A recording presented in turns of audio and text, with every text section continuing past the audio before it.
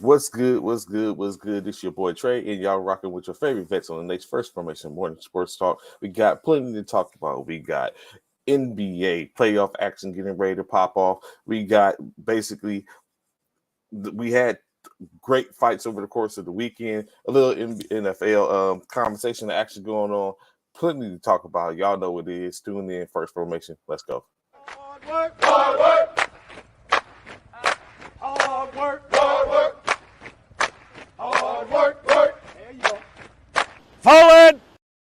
Hard work, hard work, hard work, hard work, hard work, work. There you go. Forward! Hard work, hard work, hard work, hard work, hard work, work. There you go. Forward! Hard work, hard work, hard work. Fall in. So, of course, like we talk about top of the hour, good morning to y'all. Glad to have y'all formation this morning. A lot of things went over the course of the weekend for the most part. We left with two games remaining in the NBA season to where the playoffs was basically in hand already.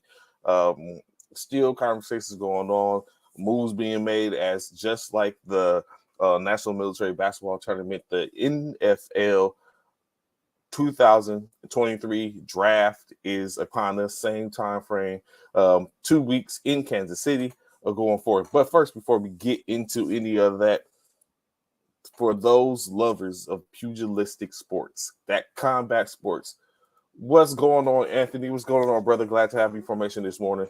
We're going to get to it. NBA, you know that old saying, NBA action is fantastic. A lot going on. But first, you know what I'm saying? Let's tap into some of the other sports out there. As we know, of course, the MLB is in their third week. And it's definitely is no team that is just on a dominant status. In the last couple of years, we know the Los Angeles Dodgers have been that squad. So no team yet, but of course, there's some contenders out there. But let's talk about this first. Shakur Stevenson has basically put the middleweight division on notice, letting them know that he is that dude. Everything for the most part goes through him, taking care of yet another 6-round victory as he faced off over the course of the week on Saturday versus Shuichiro Yoshino, taking care of him in short order. 6 rounds, dispatching him, couple of two-piece sleep nighty-night. You ever seen go nighty-night? That's what Shakur was on this weekend, putting him to sleep. And basically looking toward whoever he got, Haney, Lomachenko, it doesn't make a difference. It's going down, of course, later on this month, 2 weeks away, a week and a half away, as we get a chance to see Gervonta Davis and Ryan Garcia. So it's about to be lit for those who watch combat sports. Of course, Haney and Lomachenko is hopefully able to be coming up soon. A lot going on. Of course, not to be outdone, Jesse Rodriguez took care of business. Bam Rodriguez, however, winning the vacant WBO lightweight title, beating Chris Gonzalez over the course of the weekend. So we have it's a lot to look forward to. So you gotta keep your eye on the prize. You gotta keep your head on the swivel when it comes to the combat sports, when it comes to the team sports, individual sports. It is what it is. And more coming up. On the opposite side of the spectrum, when we're talking about combat sports, UFC 287 did not disappoint. It had its highs and its lows for the most part. The top bout being Alex Pereira facing off against Israel Adesanya. But we'll get to that soon. The highs and the lows of the sport was on display as, of course, Jorge Masvidal, as y'all know him before as the holder of the fastest knockout in UFC history. I think it was 5-second knockout. He was in the building facing off against a welterweight bout. What's good, Kenny? Good morning. How you doing? Glad to see you in formation this morning. I know you starting your week off always gloriously, always like you said, marvelous Monday. So I hope don't turn it too much. I know this is the week for all those military Greek letter organizations out there pulling up and sending on Denver at Cyrokai and Cyro-Fi organizations. Get down there, always love and support. But Masterdoff, like I say, Masterdoff basically faced off against Gilbert Burns, welterweight, not a championship, just a bout, a match. It was in his backyard, Miami. So it was only right that he shows up to get an opportunity. Co-main event of the night. However, it didn't go as expected. In-state was what was expected. Jorge Masvidal did go ahead and basically let it be known that he is retiring from the sport MMA fighting. 20 years, basically, he said 20 years has been a long time. He's like, it gets to a point where the basketball player can't shoot that three-pointer anymore. It gets to the point to where that bat isn't the same for that home run slugger. And he basically said he's not the same anymore. He's a multi-millionaire. It's time to call it quits. It's unfortunate to come after a unanimous decision against Masvidal as he was defeated by Gilbert Burns 30-27, 30-27, 29-28 in a loss in his home city. Of course, throughout the course of his career, he's had a couple of opportunities, but he's lost 4 consecutive bouts at this point. He lost 2 title defenses to Kamaru Usman when he was the welterweight champion. He lost, of course, to Kobe Covington. Just lost again to Burns. His most engaging fight in which he was more dominant was when he faced off. Of course, like I said, the before mentioned defeat of Ben Askren in 5 seconds with a flying knee, and then he faced off against Nate Diaz, in which he defeated Nate Diaz back in 2019 for what was then the novelty belt, the BMF award by UFC. And basically, it hasn't gone anywhere since then. He walked away 4 titles after that, 4 title defenses, and then that was it. So for the most part, over the course of the last 2.5 years, he hasn't been helpful or to his brand, taking losses. But in state is over 52 fights. 52 fights. And so it's a career, 20 years, 52 fights. Made millions, and what else can you ask for? He's able to go away with his health, his life in hand, and able to walk off in the sunset and continue doing things from there. So, of course, shout out to Jorge Masvidal.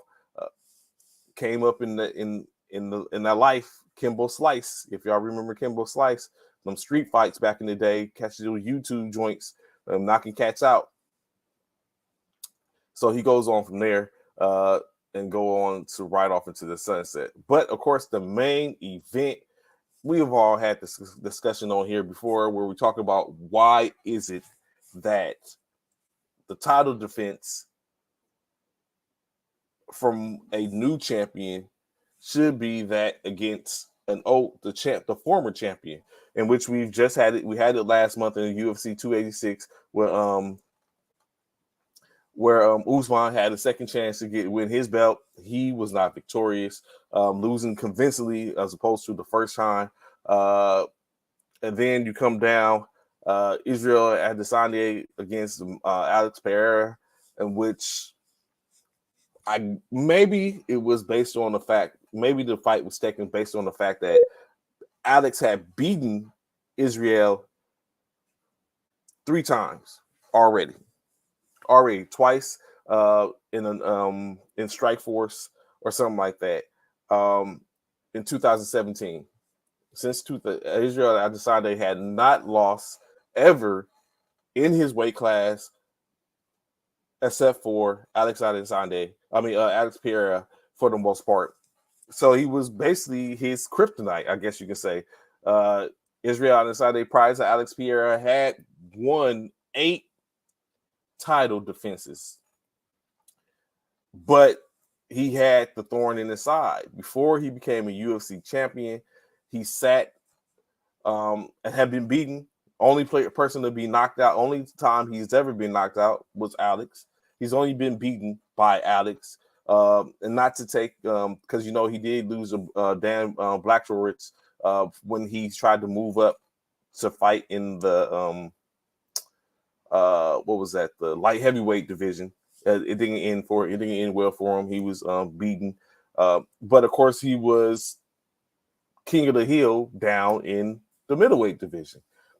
Of course, we know UFC 281. That all changed. He was defeated by the only man to beat him or knock him out, and here it came full circle back again.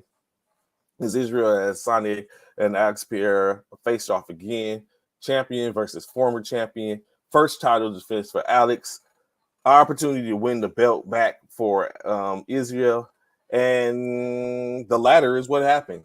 Basically, if you took a look at the fight, Israel said he was basically baiting them, in which you kind of, if you watch the fight, you can see possibly that was what happened. Israel backed up against the fence. Alex gave him a couple of body shots, underhooks, and Israel dip dodge, came over with a right hook. It actually was, I would say it was a combination, but it was crazy. A right hook, a quick left, another right. Alex drops, and then a hammer fist to seal the deal. Alex goes unconscious on the mat. They help him out. Israel, who's monikered the Hunted, is now the Hunter, in which we all know Alex comes in with a taunt like he's shooting a bow and arrow. Israel took it upon himself. I'm not going to say mock necessarily. It's funny. It's interesting when you look at the whole Caitlyn and Angel Reese situation with the "you can't see me" thing. Alex comes into the stadium doing the bow and arrow like he's a hunter chasing his prey. And Israel basically decided he got something for him, letting off not one, not two, but 3 bow and arrow, in which he said the Hunted is now the Hunter, taking care of Alex in what was the second round at the 4th and 24-minute, 28-second mark, regaining his middleweight championship belt. Now do we see a situation to where Israel is going to be that much dug in to where we see another 8-match title defense, 10-match title defense? Will we even see Israel Adesanya ever lose again after seeing and recognizing what he was up against, taking that time to kind of like put it all in perspective for himself? He basically talked about it during his post-fight interview with Rogan. Basically talking about, if you have never ever felt this feeling before, you need that in your life. Paraphrasing, of course. Basically saying, pointing out that if you want something, if you want to feel the joys of it, you got to go get it. You can't sit there and not enact what it is that you want to do. You got to go get it to feel that feeling. So now Israel gets an opportunity to sit back. He when his next title defense is, we don't know. This is all about a money business. Basically 6 months between his last fight and this and the last fight in which he lost and this one in which he won. So a whole different mindset going forward. So we're going to get a chance to see how that goes. So shout out, of course, like I said, to all those gentlemen, Israel, Jose Masvidal, even Alex. Enjoy it while it lasts. moving on, right? So I know what is the hottest of topics, in which we're going to talk about it in a second in reference to what went on over the course of the weekend with the NBA. You got blowouts, like some things in which you would expect to see come across the screen would have been a dog fight for some teams. We basically got into Sunday not needing really not no real huge fireworks because every all the top 10 teams were already locked up and there was no aggression or no pressure from any of the teams 11, 12, or anything like that due to the fact that they had already lost on Friday or Saturday. So come Sunday night when all the teams were in play, there wasn't really anything there outside of figuring out who was going to be 6, 7, 8, 9, 10, who was going to play who at what time and all those things. But of course, we're going to go through it anyway. Last night's action, like I said, all 32, well, not all 32, all 30 teams in play last night. Some just finishing up the season, others fighting for opportunity to move up and move to get out of certain positions.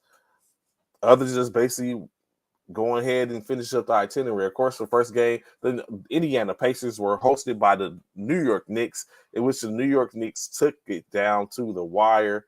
A huge high-scoring game, 141-136 at the sound of the buzzer. The Pacers already out of contention for the playoffs. The Knicks already was locked in. High scores, of course, for the Pacers, 26 points from Bennett Mathurin, 3 rebounds, 6 assists to go along with it, 17 points from George Hill, 15 points from Buddy Hield, 6 rebounds, 4 assists to go along. O'Shea Brissett contributed with 12 points, 9 rebounds, 3 assists, 14 points, 5 rebounds, 1 assist from Eric Nesmith, 19 points, 4 rebounds from Jordan Nwora. Andrew Newhart, 19.3 rebounds, 9 assists. Isaiah Jackson was the only player, one of 3 players who didn't finish in double figures. 6 points, 9 rebounds, 3 assists, 7 points, 1 rebound from Gabe York and James Johnson. 6 points, 2 rebounds, 3 assists on the night for the Knicks. 2 with 30 points. Obi Toppin, 34 points, 7 rebounds, 5 assists. Emmanuel Quickie contributed with 30 points, 9 rebounds, 7 assists, 22 points, 1 rebound, 3 assists from Quentin Grimes, 10 points from Josh Hart, 11 rebounds to go along with that. RJ Barrett contributed 18 points, 2 rebounds, 3 assists.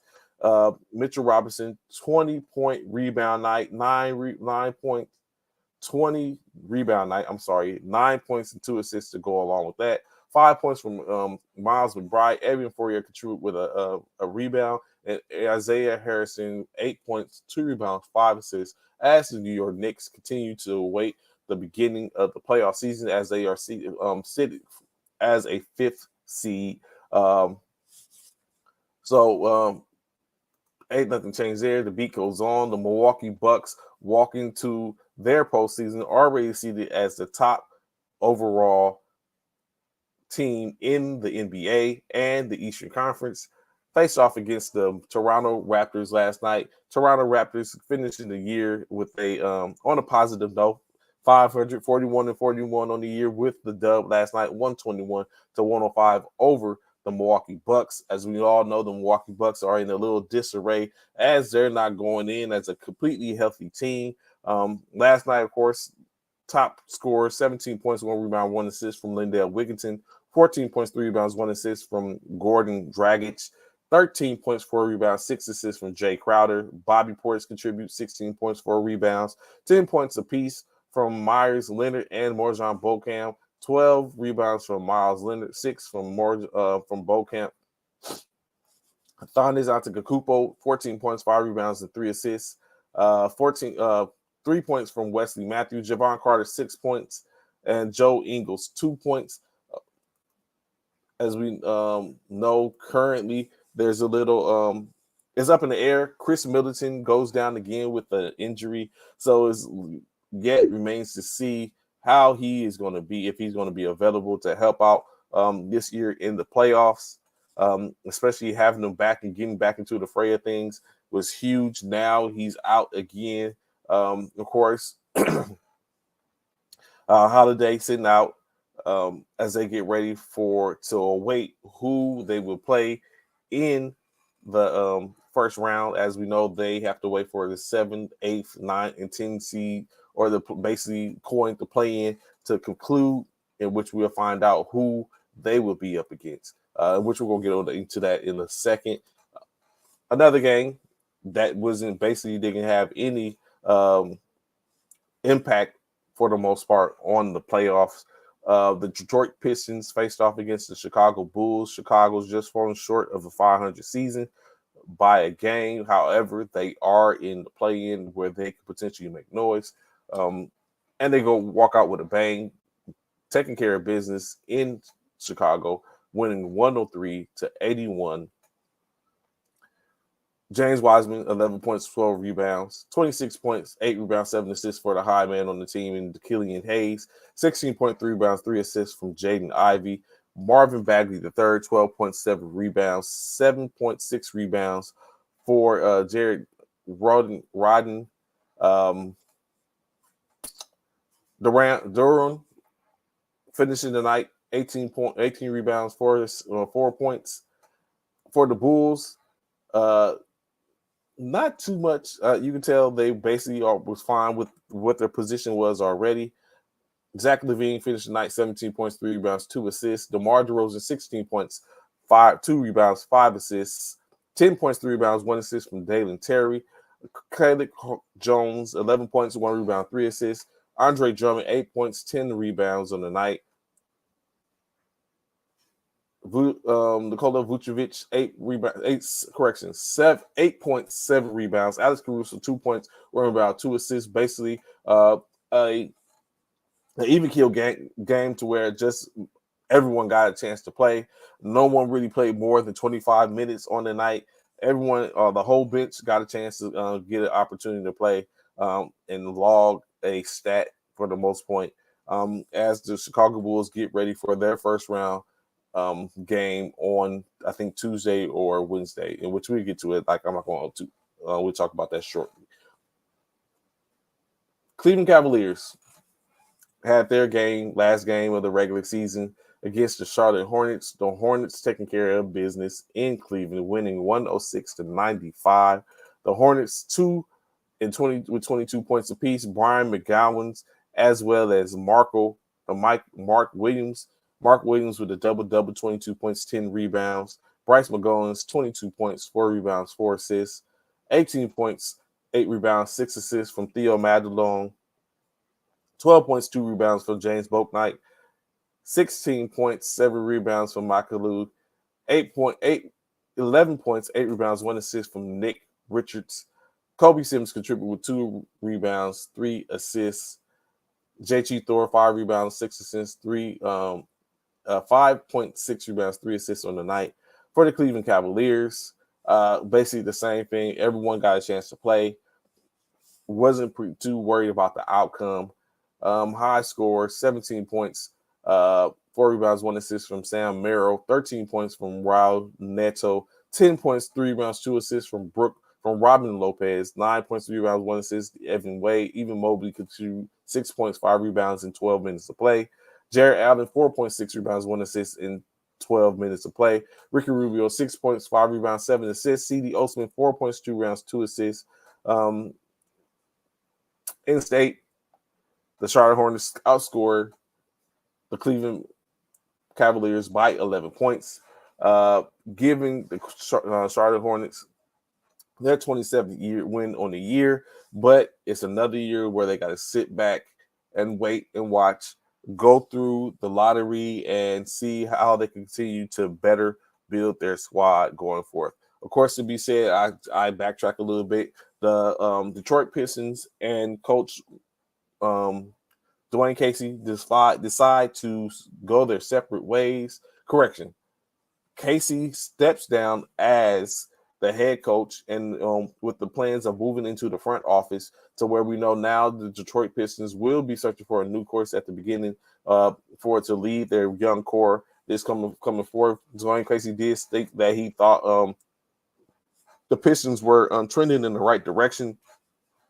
They will be able to put something together. He just believes that that they need to hear a new and fresh voice, and that is better for him moving into the front office and allowing someone else to take the reins. So, of course, Wayne Casey into the front office just takes it upon himself to step down and move out the way for someone else to possibly come in and lead that team into a better tomorrow. The Atlanta Hawks and Boston Celtics locked up in their last game of the season. The Boston Celtics getting the best of the Hawks by the score of 120 to 114. The Hawks led by Garrison Matthews and Bruno Fernando's 19-point efforts. Fernando, 19 points, 10 rebounds. Garrison, 19 points, 3 rebounds, 1 assist. 14 points, 3 rebounds, 1 assist from DeAndre Hunter. Sadiq Bey, 9 points, 4 rebounds, 3 assists. 15 points, 3 rebounds, 3 assists from Jalen Johnson. AJ Griffin, 13.3 rebounds, 2 assists. Aaron Holiday, 7 points, 2 rebounds, 6 assists. For the Boston Celtics, a triple-double for Peyton Pritchard, 30 points, 14 rebounds, 11 assists, 12.7 rebounds, 6 assists from Luke Kornet, 20 points, 8 rebounds, 2 assists, Mike Muscala, and 26 points, 5 rebounds, 6 assists from Sam Hauser as the starters sit out to allow the backups to get the swerve on. Like I said, 6-point dub, Boston with the win, currently holding on with the second seed, waiting to see who their opponent would be in the first round of the playoffs. The Houston Rockets faced off against the Washington Wizards, getting a W to end the season, but unfortunately, as expected, we've talked about and discussed before, it wasn't going to be enough to save the job. Expectations is that Coach Stephen Silas will not be retained as the Houston Rockets coach. And so that would make yet a second team in which is going to be searching for a head coach. Unfortunately, especially when the possibilities are going to be endless. That is a young team, one of few young teams that has a bright future ahead, to where you see Houston back on top again, or even being competitive. Unfortunately, Stephen Silas may not be there to see that through. Of course, getting back to the game, 6 players in doubles figures for the Rockets, led by Jabari Smith's 20 points, 5 rebounds, 16.8 rebounds, 4 assists from Tari Eason, their other rookie from this year's draft. 13 points, 3 rebounds, 4 assists from Josh Christopher, 12 points apiece from Kenyon Martin Jr., as well as Apron Seguin with 12 rebounds and 6 assists to go along. Martin, 3 rebounds and 1 assist for his efforts. Jalen Green, 14 points, 2 rebounds, 4 assists. 10 points, 6 rebounds, 5 assists from Bojan Marjanovic. Dacian Nix, 2 points, 1 rebound, 1 assist, and Ty Washington, 8 points, 3 rebounds on the night for the Wizards, led by Jordan Godwin's 22 points, 5 rebounds, 5 assists, a 19-point effort from Quentin Jackson, 2 rebounds and 5 assists. Kendrick Nunn, 12 points, 5 rebounds, 3 assists, 7 points, 12 rebounds, 4 assists from Isaiah Todd. Kispert contribute 18.3 rebounds, 1 assist. Again, 109 to 114. Count them up. Win goes to the Houston Rockets. Rockets finish the year 22-60 on the night. Not bad. They get another opportunity. Y'all know it. The Victor Wembanyama sweepstakes basically is in full swing. All the ping pong balls will be counted up and ready to go. And we'll see how where the ball ends, who's going to get the opportunity to possibly pick up. Again, it could be anything. Victor is a prize, but maybe whoever gets that win, that pick may not pick him. They might go a whole different route. But in any case, we could assure that young phenom is going to be in the top 3, if not the number 1 pick.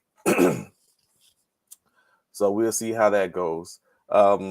Next up, the Miami Heat and the Orlando Magic.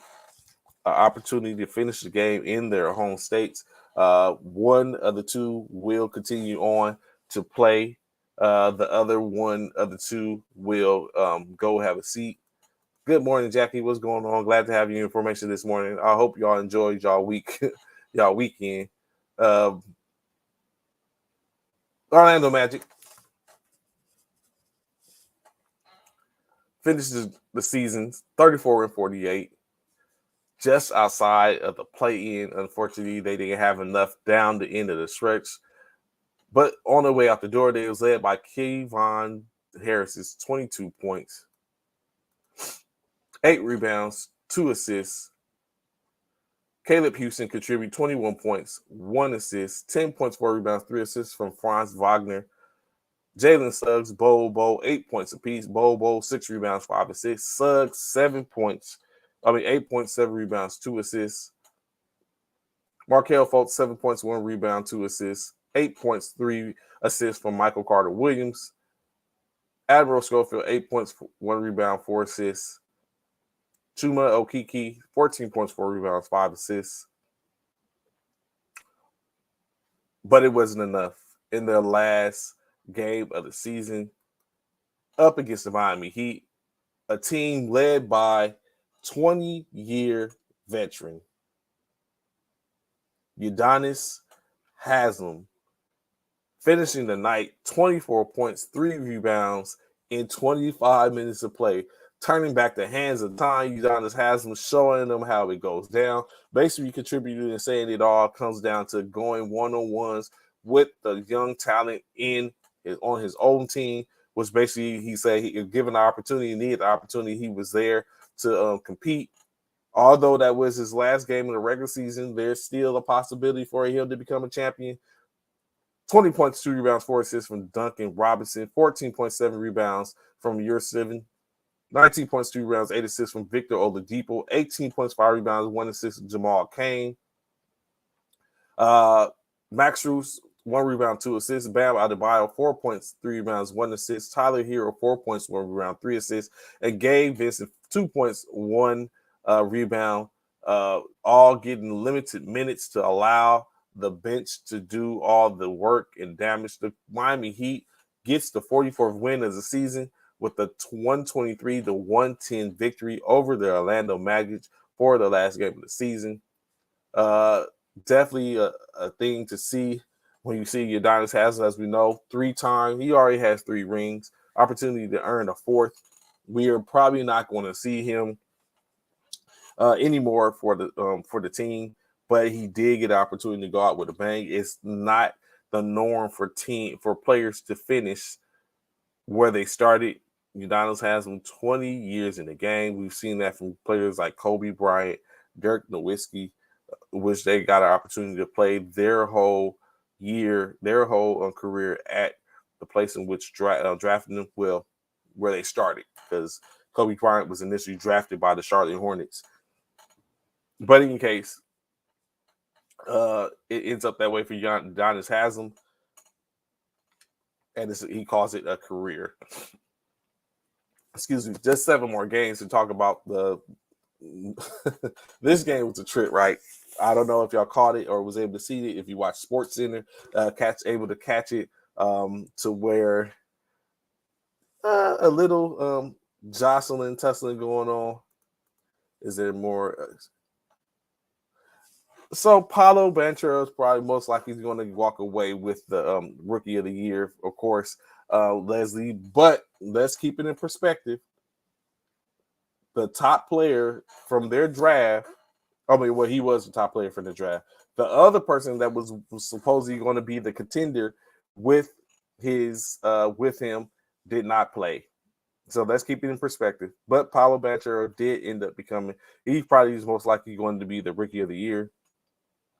But Jabari Smith, late bloomer, not Paolo's fault. Chet Holmgren didn't play at all. Mathurin pushed the line. So it's some people out there, but it wasn't an easy feat, I'm sure. But instead, he's probably going to get the Rookie of the Year. So I do say that, commend him possibly. Yay, Orlando. What's up this morning, Leslie? But like I said, another game, the New Orleans Pelicans, Minnesota Timberwolves, a game where basically each team was playing for an opportunity to stay in the 8th spot to compete for an automatic dub into the play. I mean, opportunity to compete for just have to win one game to get into the playoffs. Basically, a one-game situation all over again. By the end of the buzzer, the Timberwolves had made their way back from being behind the whole game early in the fourth quarter to what ended as a 113-108 win for the Timberwolves, finishing the year 42-40. Same for the Pelicans, 42-40. Pelicans led by Brandon Ingles, double-double, 42 points, 12 rebounds, 7 assists. Trey Murphy, 20 points, 4 rebounds on the night. Jonas Valanciunas, 11 points, 18 rebounds, 1 assist. 23 points, 5 rebounds, 3 assists from CJ McCollum. Josh Richardson, 2 points, 5 rebounds on the night. Larry Nance Jr., 2 points, 1 rebound, 2 assists. And Najee Marshall with 4 points. For the Timberwolves, 26 points, 13 rebounds, 4 assists from Anthony Edwards. Karl-Anthony Towns contributed with 30 points, 8 rebounds, 2 assists, including a 3-point early in the fourth quarter that basically began the beginning of the end for the Pelicans. 18 points, 3 rebounds from Taurean Prince. Mike Conley Jr., 17 points, 2 rebounds, 7 assists. 5 points, 2 rebounds, 5 assists from Jordan McLaughlin. Nickeil Alexander Walker, 3 points, 3 rebounds, 2 points for Nathan Knight, 2 points for Wendell Moore. Rudy Gobert, 2 points, 3 rebounds on the night. Kyle Anderson, 8 points, 9 rebounds, 4 assists on the night. Jaden McDaniels, not 1 rebound on the night. Now, some of those numbers don't sound right? So a couple of things happened throughout the course of the game, early in the first half, I believe. First and foremost, Jaden McDaniels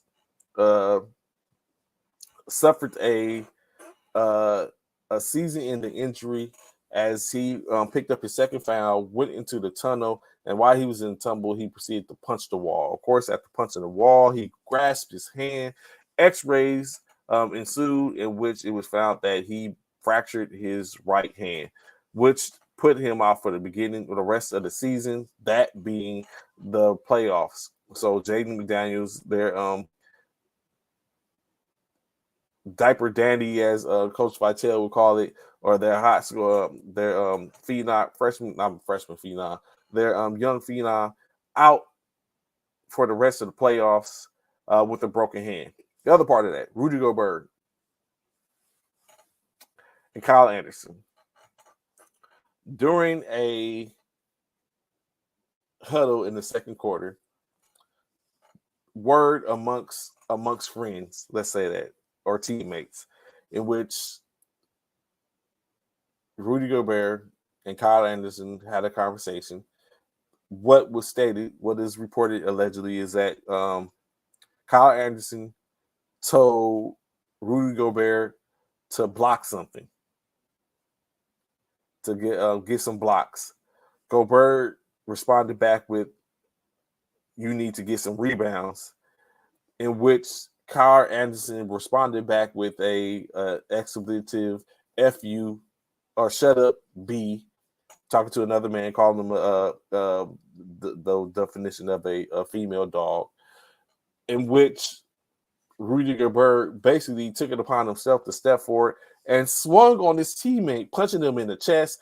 Of course, a tussle ensued as Kyle Anderson tried to get over to Rudy Gobert. It was to no avail. And then basically Rudy did not see any more time for that time frame. Expectation is that he is going to have a suspension, a 1-game suspension. So he will not have an opportunity to play in the play-in on Tuesday, which may or may not cost them an opportunity to go on to the playoffs. In his absence, Kyle Anderson was inserted into the lineup, in which hence the reason why he played 34 minutes last night. in state is they basically Rudy Gobert apologized to the fans, his teammates, and Kyle Anderson for his actions. Kyle Anderson went on to talk about it, speaking about how it happens amongst teammates. Um, they're going to discuss it as men and going to get down to the bottom of it and discuss it in state. But is it going to be costly for the most part?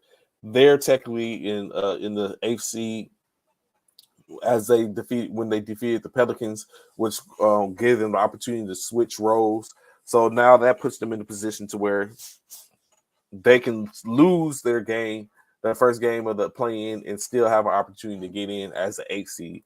But we will see how that goes. It may put them where they may have potentially face off against another game against the New Orleans Pelicans, as that is the game which they did. Chet will compete for Rookie of the Year next year against Wembanyama. That is true. That is a good point, Leslie. That is so true. With all the teammates fired yesterday, it happens. I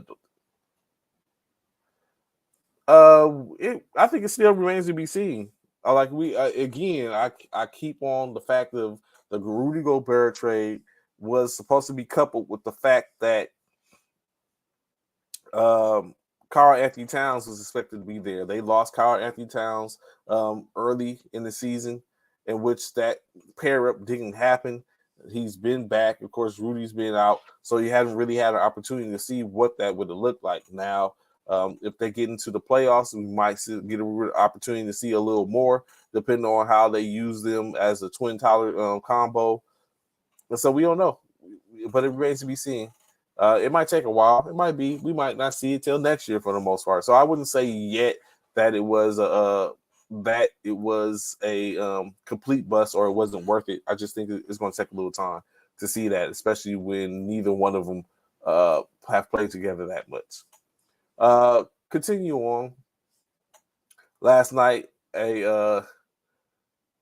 got a chance to see a pretty good game, I guess, when you look at from the aspect of talent, to see what a team has for the most part. The Memphis Grizzlies played and lost. Let's just keep moving. But Oklahoma City Thunder get another win, bettering themselves in currently the 10th seeded team. So they'll have an opportunity to play the Pelicans, I believe, for an opportunity to play the loser of the 7-8 game, which is the Timberwolves and the Lakers. So a lot is still going on. I think that's those matchups are not what we expect them to be. We know what we want, but we might not get what we want. But in any case, the game that's at hand, the Pelicans, the Grizzlies couldn't take care of business.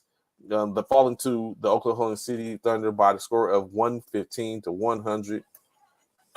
But it was some things that we've revealed, of course. The Grizzlies only went with a 6-man rotation. But if you don't know, now you know Kenneth Lofton Jr. can be a potential problem. 40 minutes of play for the rookie, the NBA G League Rookie of the Year, called up NBA contract. He will have an opportunity to be eligible for the playoffs with the Grizzlies. How much time he gets, we don't know, but he probably showed that he deserves some time. 42 points, 14 rebounds, and 40 minutes of play last night. 24 points, 4 rebounds, 9 assists from Zaire Williams. 14 points, 4 rebounds, 5 assists from David Roddy. Vince Williams contributed with 15 points, 8 rebounds, 1 assist. Jacob Gilliard, 3 points, 4 rebounds, 7 assists. And John Conchard, 2 points, 9 rebounds, 3 assists. In short and limited play, just a 6-man rotation. For the Thunder, they had 4 players out of 7 players in double digits last night, all with 20 points or more. All with 20 points. Yeah, 20 points or more. Zach Randolph, I can see that potentially. He's a problem. I like his game. I really do like Lofton's game. Trey Mann with a triple-double, 24 points, 12 rebounds, 12 assists, 25 points, 3 rebounds, 4 assists from Jared Butler, 22 points, 8 rebounds, 9 assists from Usman Dieng. Olivier Sarr, 22 points, 5 rebounds, 15 rebounds, 1 assist, 10 points, 8 rebounds, 3 assists from Jeremiah Robinson Earl. Lindsey Waters, the third, 6 points, 1 rebound, 1 assist, and Aaron Wiggins lastly, 6 points, 2 rebounds.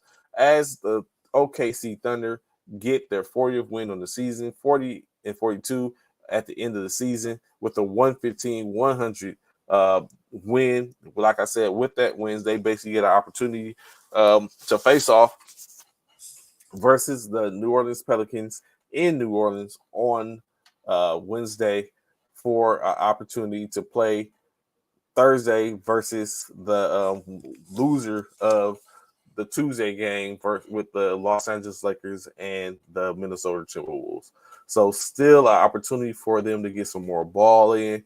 We'll see how it goes. Interesting, like what it was. It makes you wonder, can the Oklahoma City Thunder improve a bit as they were without some key players, and they end up going 40-42 with an opportunity to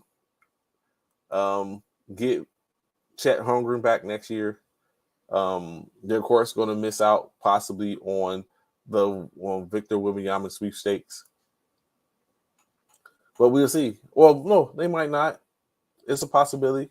It's a huge long shot, but they may get an opportunity because their record. So we'll see how that goes. I digress. We move on. The Los Angeles Clippers, Phoenix Suns, 4 versus 5. Basically, as the Clippers get the win, they utilize that win to take the lead over the Golden State Warriors. So we're going to talk about their thrashing in a second. But the Clippers get the W 119-114 over the Phoenix Suns. However, let's point out the fact that the Phoenix Suns were lacking some star power. But in any case, we're able to get 6 players in double figures. The highest being Saban Lee's 25 points, 3 rebounds, 9 assists on the night. 15 points, 8 rebounds, 2 assists from Jock Liddell. Josh Okogie with 13.7 rebounds, 3 assists, 16 points, 9 rebounds, 2 assists from Darius Bazley. Terrence Ross, 13 points, 4 rebounds, 4 assists. Ish Wainwright, 7.7 rebounds, 1 assist. Torrey Craig, 3 points, 2 rebounds. 8 points, 4 rebounds, 2 assists from Damian Lee. For the Clippers, they were led by Russell Westbrook's 25 points, 7 rebounds, 8 assists. Kawhi Leonard contributed with 25 points, 50 rebounds, 6 assists. 11 points, 5 rebounds, 2 assists from Nahshon Hyland. 29 points, 5 rebounds, 1 assist from Norman Powell. 10 points, 8 rebounds from Ivica Zubac. And basically probably contribute with 9 points, 4 rebounds, 3 assists. So when you're looking at this, right, and it can put it you gotta take some things into consideration. Now, Kawhi Leonard, Russell Westbrook, Norman Powell, Nahshon, they all played and scored 20 points apiece.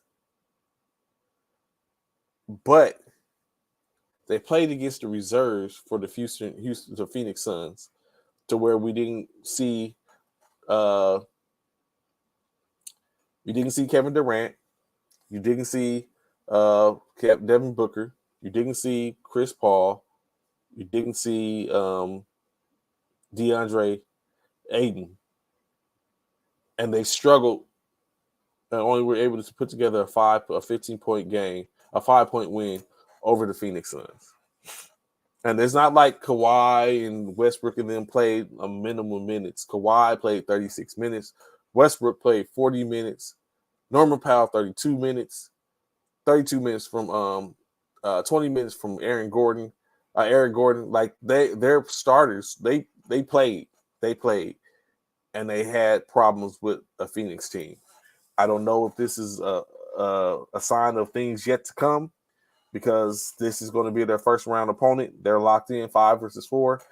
Phoenix Suns versus the Los Angeles Clippers. 7-game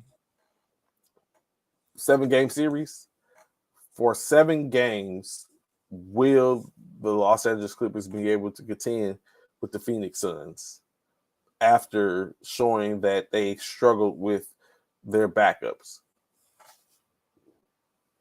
I don't know, but that's something to think about, how that's going to turn out, how that's going to go. After that, the most novice in sports would think that it's not going to go in well for the Clippers. But games still have to be played, and we're going to still have to see what the outcome of those games will be. Spurs and the Dallas Mavericks. So if you pay attention and watch the Mavericks, you watch shows like Shark Tank or just some movies, you know that their coach, Alonzo said, without PG, about to see how much of the elite two-way player. That part too, Alonzo, like PG being gone is going to be a detriment too. Well, I mean, but they got pieces. I mean, I know any of them like PG, but they have pieces that can get the job done. But I don't know. Like, they struggled against their backups. And like you said, Kawhi is a little older. So that two-way, everyone talks about his two-way prowess. It might not be what we think it is. I'm looking at Phoenix in 6 at this point. And that might be giving them a game. But I'm looking at Phoenix in 6 at this point. My prediction, Phoenix in 6 in that Clippers Phoenix matchup. But back to what I was just getting ready to get into. The San Antonio Spurs, Dallas Mavericks faced off yesterday. Dallas Mavericks was eliminated from playoff contention due to what some would see as Mark Cuban's decision to go ahead and tank to get our opportunity to get into the play-in. Get into the lottery for our opportunity to possibly get Victor, or just to be in the play-in in general, to have opportunity to get a lottery pick. On Friday, the Dallas Mavericks decided to sit all their top players except Luka. And then Luka only played like maybe 15 minutes. And then he was out the game. But even in 15 minutes of play, Luka dropped 22. But so they sat all those players. And then came Sunday. And they had not a single starter in their starting five. On their roster that played. However, Theo Pinson did drop a triple-double in 40 minutes of play, 23 points, 13 rebounds, 12 assists. Jaden Hardy, 25 points, 5 rebounds, 5 assists. 13 points, 5 rebounds, 4 assists from McKinley Wright the fourth. AJ Lawson contributed with 10 points, 5 rebounds, 1 assist. Davis Beltrans, 19.7 rebounds, 8 assists. Markieff Morris, 10.7 rebounds, 2 assists. Frank Talinka, 12 points, 2 rebounds, 3 assists. And Justin Holiday last week, 5.2 rebounds on a night in which the Mavericks home base saw them fall to the San Antonio's by the score of 138-117. The Spurs was led by Dominic Barlow's 21 points, 19 rebounds, 1 assist, 23 points, 20 points, 3 rebounds from Malachi Branham, 16 points, 10 rebounds, 3 assists from Julian Champagny. Keita Bates-Diop, 17.6 rebounds, 2 assists. Gorat Dieng, 13 points, 10 rebounds. Blake Wesley, 10.6 rebounds, 9 assists. Trey Jones, 13 points, 3 rebounds, 8 assists. And Sandro Makaluk-Lashley, 23 points, 11 rebounds, 4 assists for a dub for the San Antonio Spurs. Now, currently, the Dallas Mavericks are being investigated by the NBA for tanking, possibly because they have to answer to why certain starters wasn't there. There were at least 2 or 3 players in which they had from that night said that they were resting. They did say that some of the players were recovering from injuries, but the others they added were resting. So now the NBA has initiated a investigation um, into the matters of Friday and of course Sunday night. I don't know how the league will try to go after Dallas alone. Well, Dallas is the one blatantly. Dallas is blatantly disrespectful, and which they had to pay a fine before for the same thing. Alonzo Dallas did right unless that draw comes out and they have the 11th pick, and that would I mean it's so I very strongly doubt Dallas is going to get anything above. Oh well, correction. It's right because they have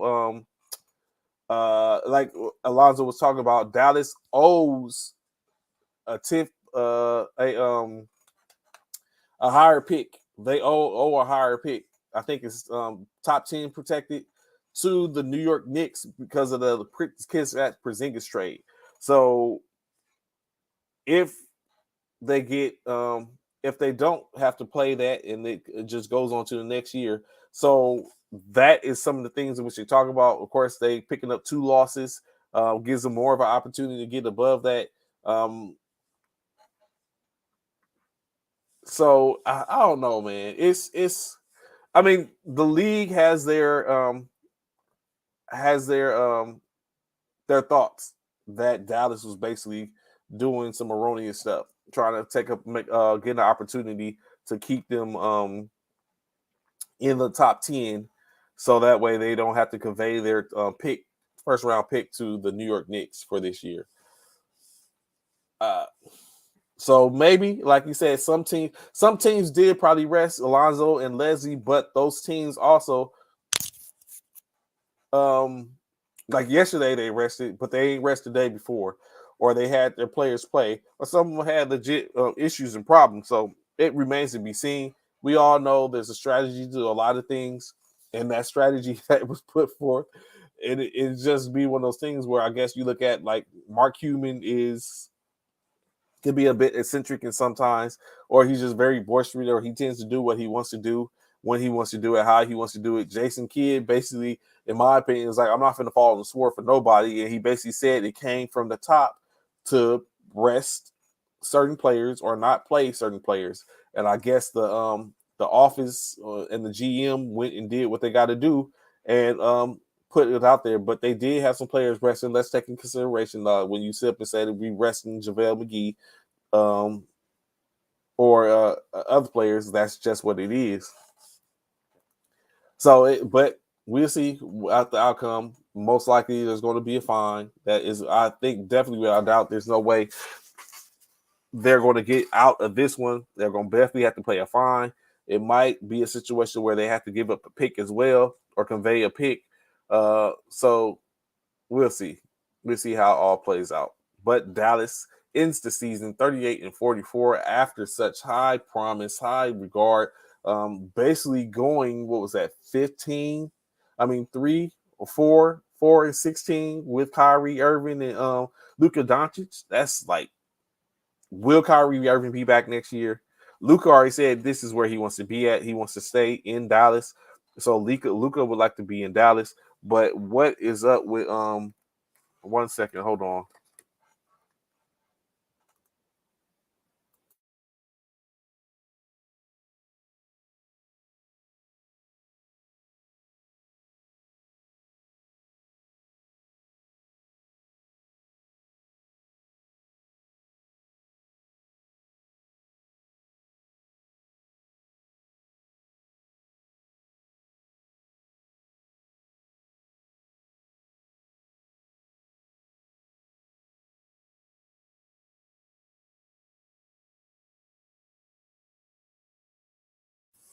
Hold on 1 second. I'll be right back.